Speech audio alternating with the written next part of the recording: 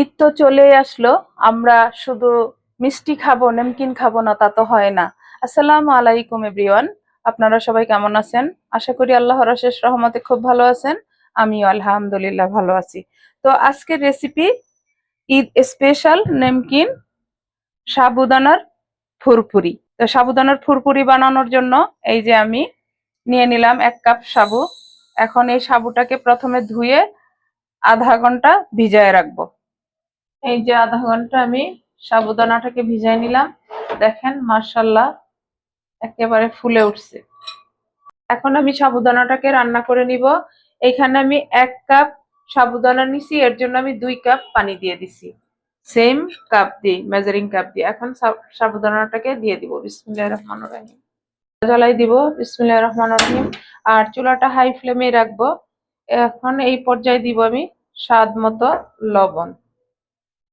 ঢাকনাটা দিয়ে দিলাম। এই যে দেখেন সাবুদানাটা বলক চলে আসছে। তো এই ঈদ স্পেশাল সাবুদানার ফুরফুরি আপনারা অবশ্যই ঈদে রাখবেন। শুধু খালি মিষ্টি খাবো, গরু খাবো, এই রকমের কিছু ফুরফুরি খাবো না তা তো হয় না, তাই না? দেখেন আমার প্রিয় ভাই বোনেরা, সাবুদানাটা বলক চলে আসছে। এখন নেড়ে নেড়ে সাবুদানাটাকে রান্না করতে হবে। তো আজকের এই সাবুদানার রেসিপিটা এই কুরবানির ঈদে অবশ্যই রাখবেন। বিকেলে চায়ের আড্ডায় বা বিকেলে সবাই বসে যখন গল্প করব বা গল্প করবেন, তখন কিন্তু এই সাবুর দানার ফুরফুরি অনেক ভালো লাগবে। এখন এই পর্যায়ে কিছু মশলা দিয়ে দিব, যেহেতু এটা নেমকিন হবে। 1 চামচ দিয়ে দিব চিলি ফ্লেক্স। সামান্য একটু দিব আজওয়াইন বা জোয়াইন, যে যেটাই বলেন না কেন। এটা দেওয়ার কারণ হলো ভাজা জিনিস খেলে আর পেটে কোনো সমস্যা হবে না। আজওয়াইন তো গ্যাসের জন্য অনেক উপকার। যাদের পেটে গ্যাস আছে তারা কিন্তু আজওয়াইন ভিজিয়ে পানিটাও খেতে পারেন। একটু ডাক্তারি করে নিলাম। এখন দিব সামান্য একটু কচুরি মেথি। যদি কচুরি মেথিটা আপনাদের কাছে না থাকে তাহলে না দিলেও চলবে। পর্যায়ে দিব একটু বিট লবণ। এখন এইটা ভালোভাবে নেড়ে নেড়ে একটু শুকনো করে নিব। আজকের এই রেসিপিটা একেবারে সহজ, খাইতে অসম্ভব টেস্টি হয়। এমনিতেও বিকেলবেলা চায়ের সাথে কিন্তু জাস্ট জমে যাবে। তো আমার প্রিয় ভাই বোনেরা, যদি আমার আজকের এই সাবুদানার ফুরফুরি আপনাদের কাছে একটু ভালো লাগে তাহলে বাসায় প্রথমত ট্রাই করবেন। আর আমার চ্যানেলটাকে সাবস্ক্রাইব করবেন, লাইক করবেন, শেয়ার করবেন এবং আমার পাশেই থাকবেন প্লিজ আমার ভাই বোনেরা। সাবুদানাটাকে রান্না করে নিলাম। এই যে এরকম হবে, এরকম আঠালো হবে। এখন এখান থেকে হাফ আলাদা করে নিব একটু ফুড কালার দেওয়ার জন্য। এই যে ফুড কালারের জন্য হাফ আলাদা করে নিতেছি। এই যে 1 পিঞ্চ রেড ফুড কালারটা দিয়ে দিলাম। এখন আপনারা যদি কেউ ফুড কালারটা না দিতে চান তাহলে কিন্তু চলবে, শুধু সাদা বানাই নিতে পারবেন। তো আমি একটু দিলাম, যেহেতু সামনে ঈদ, ঈদ স্পেশাল এই ফুরফুরি বানাচ্ছি। তো একটু কালারফুল হলে, যেহেতু গেস্ট থাকবে বাসায়, অবশ্যই ভালো লাগবে, তাই না? এই যে এখন মিশাই নিব কালারটা। যে কালারটা মিশাই নিলাম। এখন একটু সাইডে রেখে ঠান্ডা করে নিব। এই সাদাটাকেও একটু ঠান্ডা করে নিব। আমার ঈদ স্পেশাল গেস্টদের জন্য নমকিন সাবুদানার ফুরফুরির জন্য রেডি করে নিলাম সাবুদানাটা। এই যে এখন লাগবে আমার পাইপিং ব্যাগ। যদি আপনাদের হাতের কাছে এই পাইপিং ব্যাগটা না থাকে তাহলে যে প্লাস্টিকের ব্যাগগুলি আছে ওটা দিয়েও করে নিতে পারবেন। এখন এই যে এরকম একটা গ্লাস নিয়ে নিলাম। গ্লাসের মধ্যে এই পাইপিং ব্যাগটা এইভাবে রেখে দিব। রেখে প্রথমে আমি এই আমার সাদা সাবুদানার ফুরফুরিটার জন্য রেডি করে নিব। এই যে নিয়ে নিলাম। এখন এইভাবে উঠিয়ে এই যে এই দিকটা একটু বেঁধে নিব।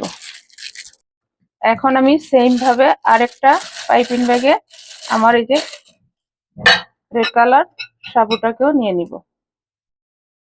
এখন এই সাবুদানার ফুরফুরি বানানোর জন্য একটা ট্রে নিয়ে নিলাম। এর মধ্যে এই যে দিয়ে দিলাম র্যাপিং পেপার। আর এই ট্রের মধ্যে র্যাপিং পেপারটা দেওয়া হলে ফুরফুরিগুলা সাথে সাথেই উঠে যাবে। আর যাদের হাতের কাছে র্যাপিং পেপার নাই তারা যে কোনো একটা প্লাস্টিক দিয়ে নিলেই চলবে। তো এখন আমি এই যে সাবুদানাগুলো পাইপিং ব্যাগে ভরে রাখছি। এবার আমি মাথাটা কেটে নিব। তো মাথাটা একটু মোটা করেই কাটবো। এই যে বিসমিল্লাহির রহমানির রহিম, এই যে কেটে নিলাম। তো এখন বানানোটা শুরু করব। এই যে একেবারে সহজ। এই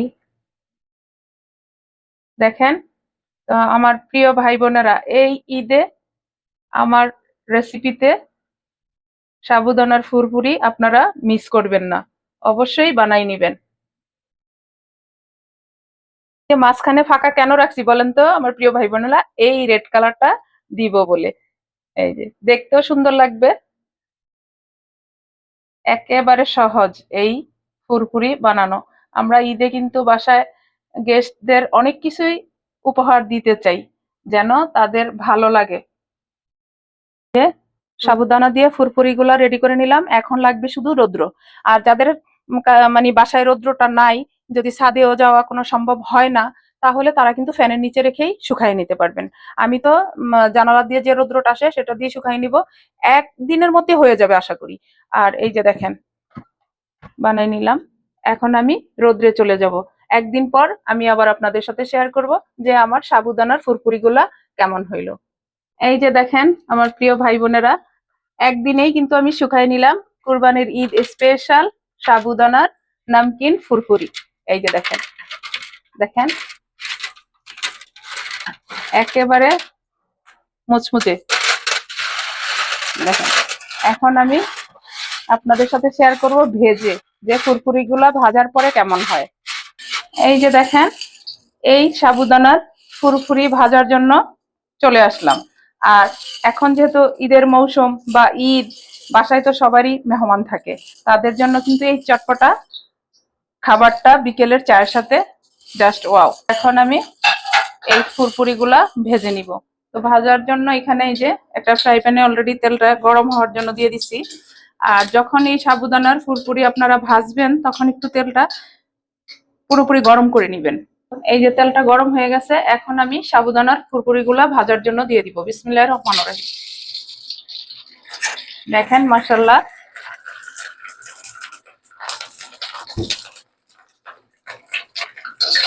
দেখেন দেখতেও যেমন সুন্দর, খাইতেও অসম্ভব টেস্টি হয়, যেহেতু এটা মশলা অনেক কিছু দেওয়া আছে এখানে। এই যে ভাজাটা হয়ে গেল, এখন আমি নামাই নিব। দেখেন, বিকেলের চার আড্ডায় এইরকম ফুরফুরি থাকলে দেখেই তো লোভে পড়ে যাবে, তাই না? এই যে দেখেন, ঈদের পরের দিনে জমজমাট বিকেলের নাস্তা, চায়ের সাথে জাস্ট জমে যাবে সাবুদানার ফুরফুরি।